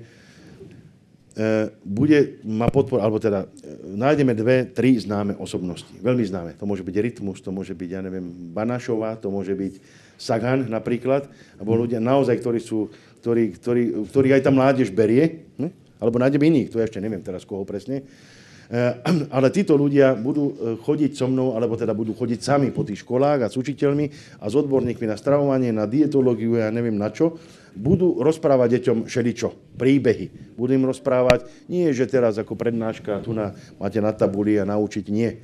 To musí byť niečo, čo bude pre deti tak pútavé a zaujímavé, že sa sami nejako podvedomí začnú tým zaoberať a začnú nad tým rozmýšľať, či to tak je. A keď to tak je, možno začnú skúšať pomaly, predsa len, keď viacej tej zeleninky, či to nemá, viete, taký nejaký aj iný efekt, ako i keby to nechutí. Proste musíme tie decka naučiť jesť. Je tu efekt napríklad prekrmovania detí rodičmi starými. Poznám takéto prípady aj z vlastnej skúsenosti. Ale to je všeobecne, to je štatisticky dokázané, že naozaj starí rodičia veľmi radi pchajú tým deťom ako do zobáčikov, koľko sa do nich vojde, z tej úprimnej lásky a z toho všetkého, čo s tým súvisí. Ale toto je ďalšia vec, čiže my budeme sa rozprávať aj s takýmito odborníkmi. Ideme spolupracovať s farmármi z okruhu mesta, lebo v meste nie, ale teda okresu Žilinského, možno kraja Žilinského, už sme na tú tému hovorili aj so županom, aby sme farmárov natiahli do toho, aby dodávali potraviny do škôl. Nie poľské potraviny. My síce musíme robiť verejné obstarávanie, ale budeme ho robiť zo zámeru a budeme dávať nejakú podmienku toho, aby to bolo z regiónu. Aj keď budeme za to bití, Európska komisia, ja neviem kto, ale my musíme jednak aj pomôcť našim farmárom, ale predovšetkým našim deťom. A ako inak, ak nie tými zdravými potravinami, a ja som presvedčený, že my si najlepšie vieme vyrobiť potraviny zdravé tu v okrese Žilina. Či zemiaky, či kapustu, či mrkvu. Veď to sú základné veci, to nechceme, aby sme tu pestovali banány a nič podobné. Ale to základné, s čím deti musia žiť. Čiže cieľom budeme hovoriť so športovými lekármi. Čiže, viete, celá tá aktivita má naozaj hlavu a petu. Ťažko mi je to povedať teraz v 4 vetách, ale je to pripravené veľmi dobre. A teda pod dozorom osobností, ktoré to budú vyhodnocovať, ktoré tie deti budú nútiť súťažiť nejakým spôsobom za nejakú odmenu, že oni s tými deťmi potom niečo budú robiť, že budú s nimi možno vystupovať, že ich niekam zoberú, neviem čo, niečo vymyslia také, aby to bolo pre deti ťahákom, takže niektoré natiahneme.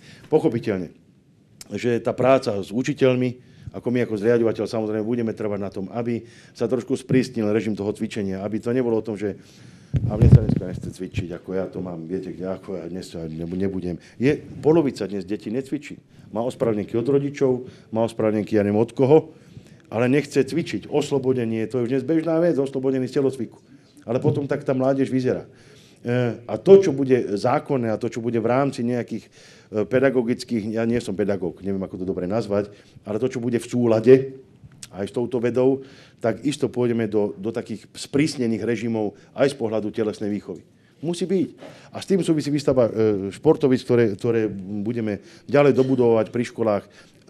Chceme, aby každá škola mala športovisko, dorábame v Bánovej, kde ešte žiadne nie je tam telocvičňa, teraz tam robí vonkajšie ihrisko. Čiže nebude môcť nikto povedať, že nemá kde. Všetky školy budú mať kde, len budú si musieť ustriehnúť aj oni, ako budú s tými deťmi narábať. Je to tu veľa ešte, ale myslím, že v zásade som povedal, o čom je to, čo sa týka detí. A pokiaľ sa týka tých seniorov, zase veľmi stručne, nemyslím si, že by sme sa v meste starali zle teraz o seniorov, ale nikde nie je povedané, že to nemôže byť ešte lepšie nejakým spôsobom a že nemáme hľadať cesty ako a kde. To, že niekto opäť z kandidátov, ja to tu spomeniem, využil to, že dôchodcovia boli vyhnaní zo stredu mesta a z toho zariadenia, ktoré bolo na Hornom Vale, sme ich vyhnali dolu na Kmeťovú ulicu.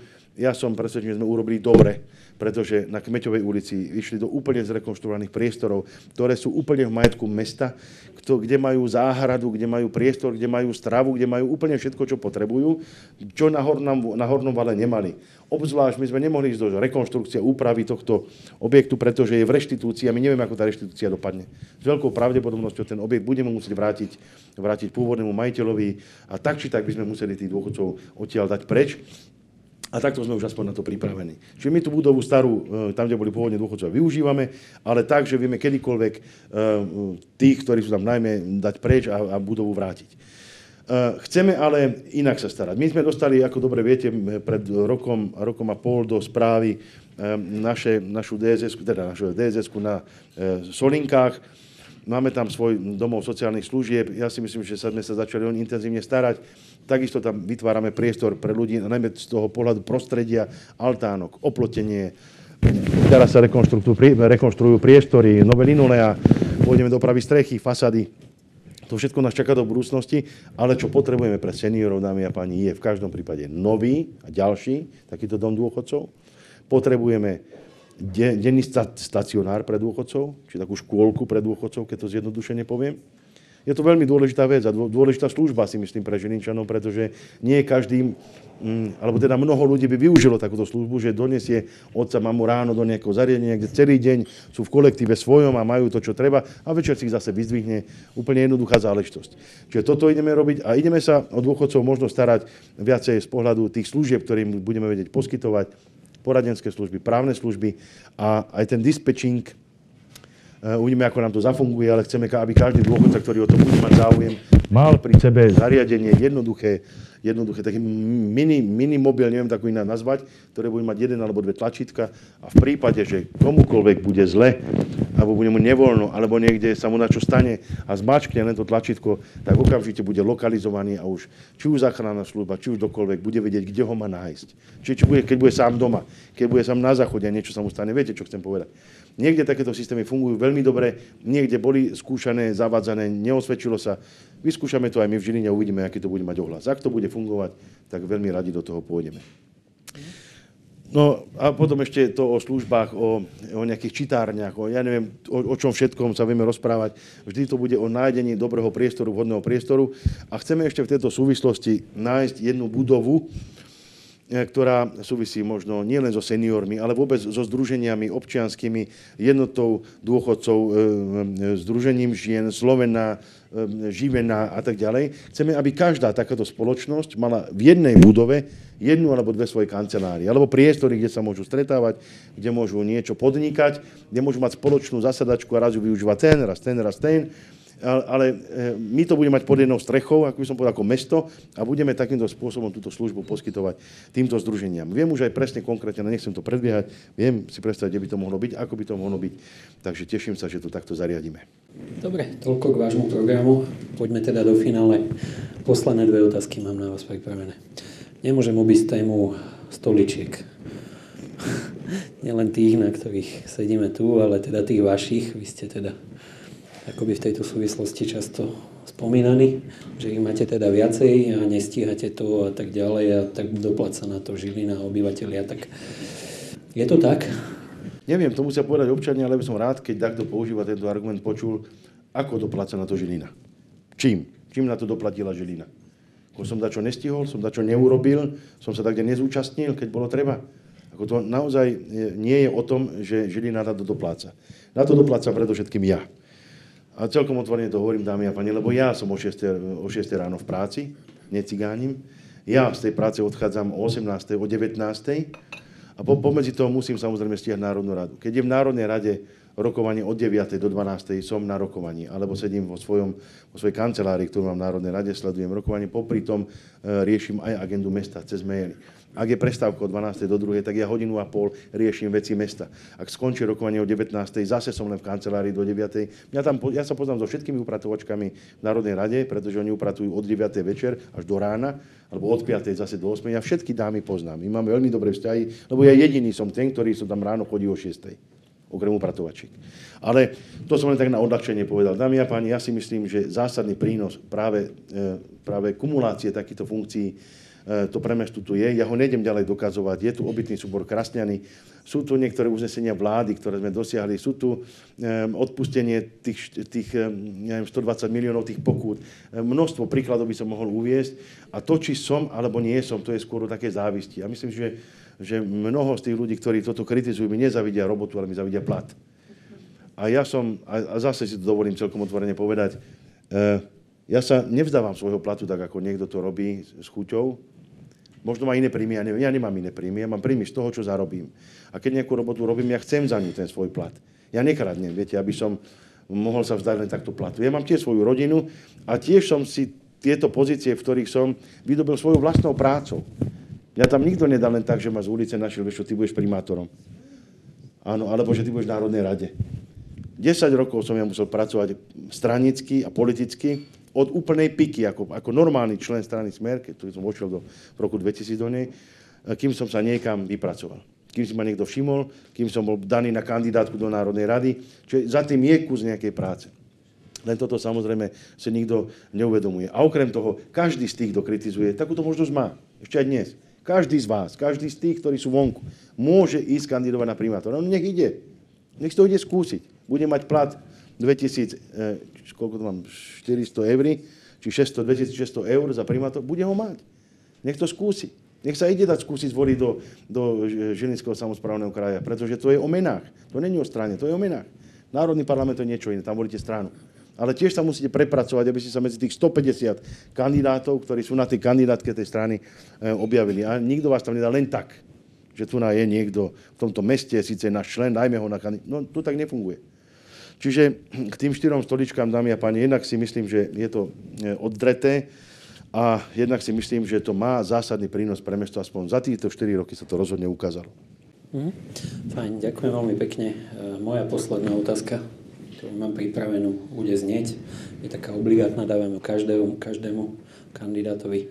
Prečo by Žilinčania mali v týchto voľbách voliť práve vás a zvoliť vás primátorom? No, samozrejme, že je to vždy na voličovi, prečo by mal voliť mňa, ale ja si myslím, že za mnou je kus nejakej práce. Ja si myslím, že to není o sympatiách, nesympatiách, že to není v mojom prípade o tom, čo idem sľubovať alebo neidem sľubovať, ale mal som za 4 roky možnosť občanov tohto mesta presvedčiť o tom, že to s tým mestom myslím dobre, že reálne tú prácu odviesť viem, že som ju odviedol a že sme niekam tú Žilinu posunuli. Tieto predvolebné všelijaké tie tance sú povinné a treba ich absolvovať. Ja tak beriem, len nesmierne ťažko znášam, viete, tie úrážky, keď na ne neviete reagovať a sú to klamstvá koľkokrát. Ťažko to znášam ja, ťažko to znáša moja rodina, moje deti, čiže je to veľmi ťažká pozícia, ale chcem povedať, že dúfam, že Žilinčania nezabudnú na 4 roky, ktoré sme tu odpracovali, reálne odpracovali.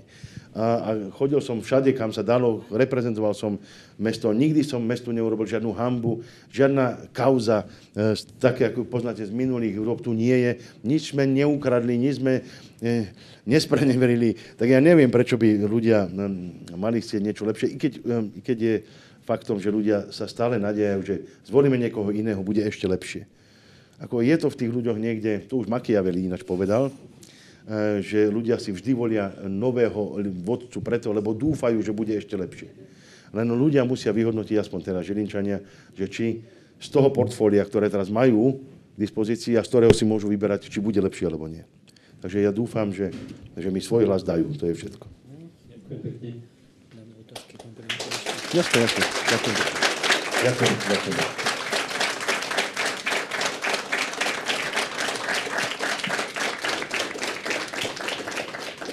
Ďakujem vám veľmi pekne za potlesk v mene pána primátora, ale predsa len ešte ja samozrejme využijem tú možnosť a rád by som vám dal takisto priestor, ak niekto z vás má chuť položiť pánovi primátorovu otázku, tak teraz je ten čas, nech sa páči, zdvihnite ruku. Môžem? Nech sa páči. Dovolíte aj na mikrofón, aby sme to zaznamenali. Ja chcem poďakovať pánu primátorovi za park na Studničkách. Fakt to tam veľmi sa nám hodí. Je to nutnosť, potrebné, pretože je tam parkovisko veľké, tam je autobusové nástupište a my sme potrebovali dáke plúca. Verím, že tie stromy tam čím rýchlejšie vyrastú a budeme aj my tam mať kyslík, lebo neviem, či za pána Slotu sa vyrúbali lípky, čo tam boli všetko, či za koho to bolo, proste do minulosti. Ale ešte sa chcem opýtať, či by sa nedala uzavrieť tá cesta. Ktorá? Tam sa deti sankovali. Tam vždy bola šantili, tam v zime, tam to bolo uzavreté, bolo to bezpečné. Či by sa nedala tá cesta Labačova uzavrieť. Ďakujem pekne, držím palce, ja sledujem a odobrujem skutočne pre Žilinu podľa mňa a čo ja viem, dosť dlho už tu žijem, najlepší primátor ste vy, lebo ste pragmatik a rozumiete sa mnohým veciam lepšie ako tí ostatní z toho portfólia. Ďakujem veľmi pekne. Ja teraz neviem, ktorá je Labačova v tejto chvíli, ktorú máme na mysli, ktorú treba uzavrieť. Čepiel? Máte nám Čepiel? Na Čepiel? Ja som sa tam sankoval ako dieťa, si to dobre pamätám. Na Čepieli sme sa chodili sankovať. Je problém odstaviť túto cestu.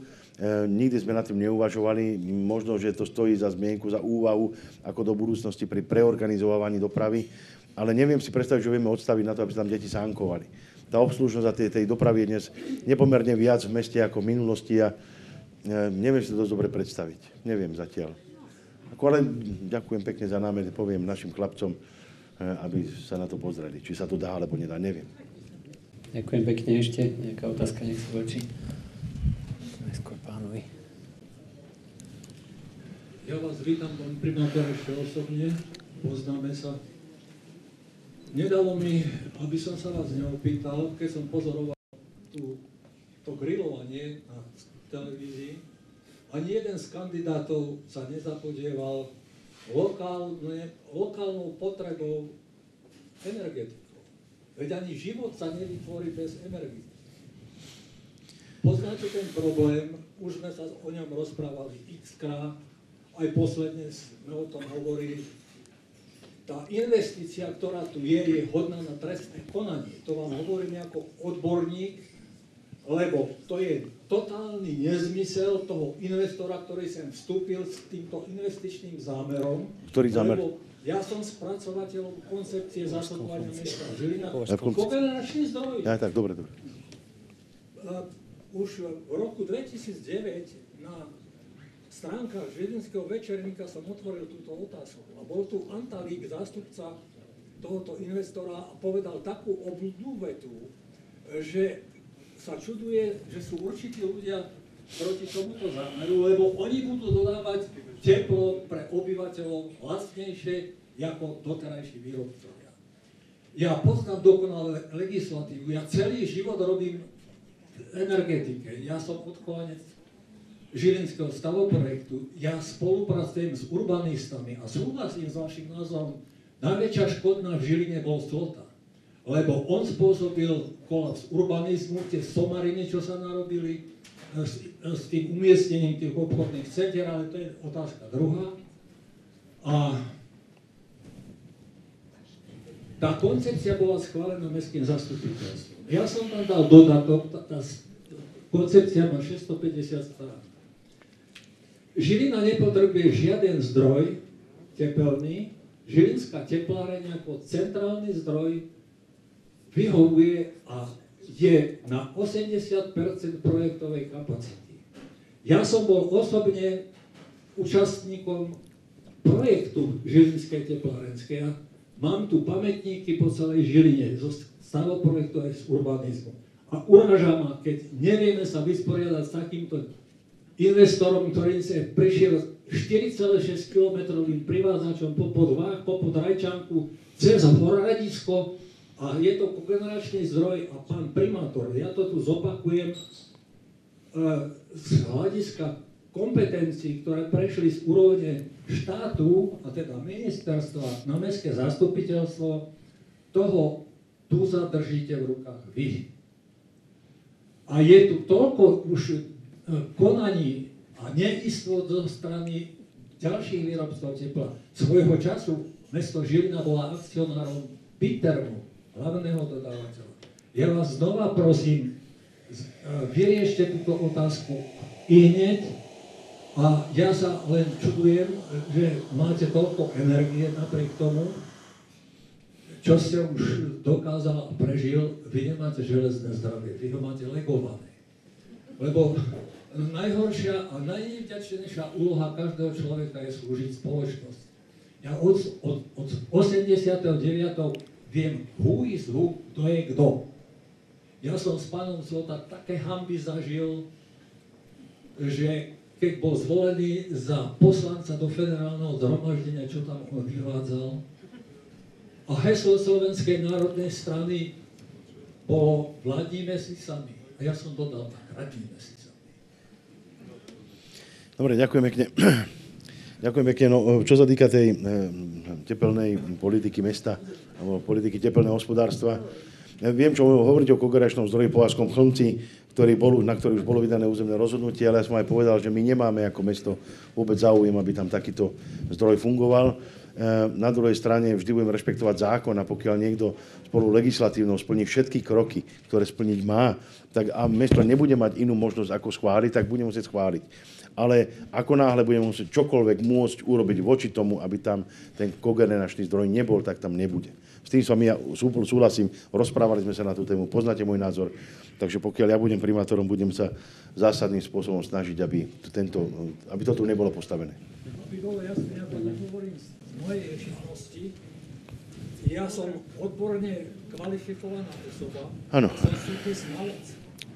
A také, viete, čo ma mrzí, že naši pracovníci skonštatovali pri vydaní toho stavebného povolenia, že je to v súlade s koncepciou, to vôbec nie je v súlade, nikde nie je napísané. Ďakujem, pán profesor, ja už by som to potom nechal na nejaké osobné stretnutie. Tak... To už je 6 rokov, čo na to drží. Jasne. Okay. Dobre, ďakujeme. Ešte nejaká otázka, tak nech sa páči. Ja ani tak otázku nie ako to, čo sme si tu nám vypočuli. Ja si myslím, že to je podmienka nás, čo očakávame, aby bolo splnené zo strany pána primátora. Čo k tomu treba? Treba to, aby bol zvolený.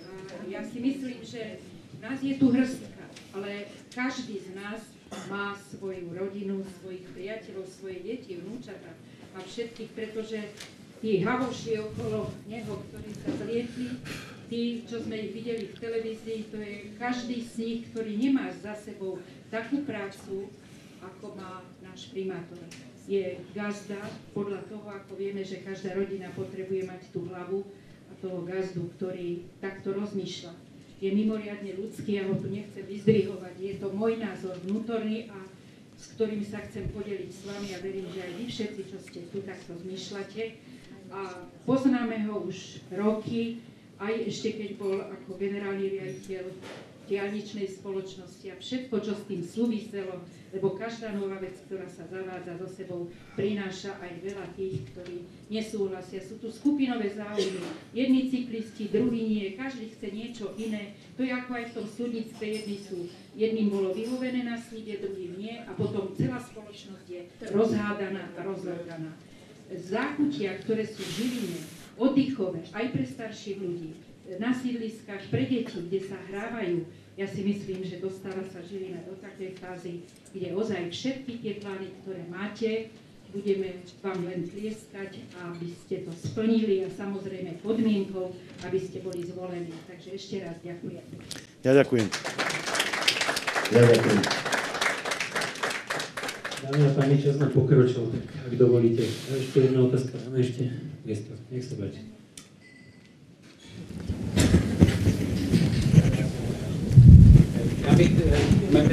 Já bych chtěl navázat na tu pondělí debatu, tam vás pan Slota tvrdil, že za jeho úřadování zbylo, já nevím, v městském úřadě kolem 200 zaměstnanců, když je tam dvojnásobek. Kdyby se vyjádřil tady.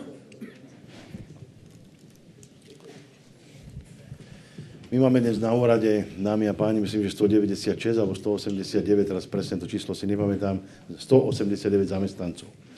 Takže vôbec nie je pravda, že ich máme dvojnásobok oproti tomu, čo ich bolo za Slotu. Ja teraz ani neviem, koľko bolo za Slotu reálne, naozaj, ja som to nikdy neskúmal. No, takže my 400 máme aj s učiteľmi, aj so všetkými, samozrejme, keď narátame všetky, tak budeme mať aj okolo 400. Ale on do tých svojich 200 isto nerátal učiteľov, lebo tých bolo minimálne vtedy vyše 150. Isto, že nastávali nejaké posuny, čo sa týka počtu miest, keď sme nastúpili, pretože museli sme vytvoriť nejaké nové odbory, napríklad odbor verejného obstarávania, ktorý tu nebol, ktorý nám ušetril 10 miliónov eur zhruba, sme to tak rátali. Otvorili sme nový odbor Európskych fondov Európskej únie, ktorý tu predtým takisto nebol a sa to preukázalo zase na projektoch, ktoré sme my boli schopní dotiahnuť jednoducho do mesta. My sme museli prijímať v roku 2011 napríklad na stavebný úrad viac úradníkov, pretože bolo 1800 nevyriešených žiadostí z minulého obdobia, ktoré tam stáli, ktoré neboli dorečené, ktoré čakali na úplatok, mali všelijaké tie lístky. Neviem, či ste počuli o tom systéme, aký tu fungoval za Harmana. Čiže toto všetko sme im dorobili. Ako napríklad, keď sme doriešili všetky alebo väčšinu tých žiadostí na stavebnom úrade, tak zase sme ľudí prepustili preč.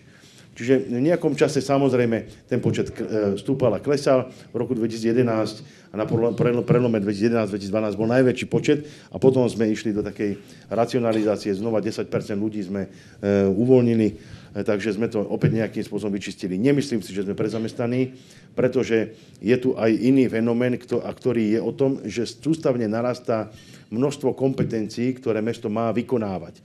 A z tohto titulu pochopiteľne musia byť aj úradníci, ktorí tú robotu vedia a musia spraviť.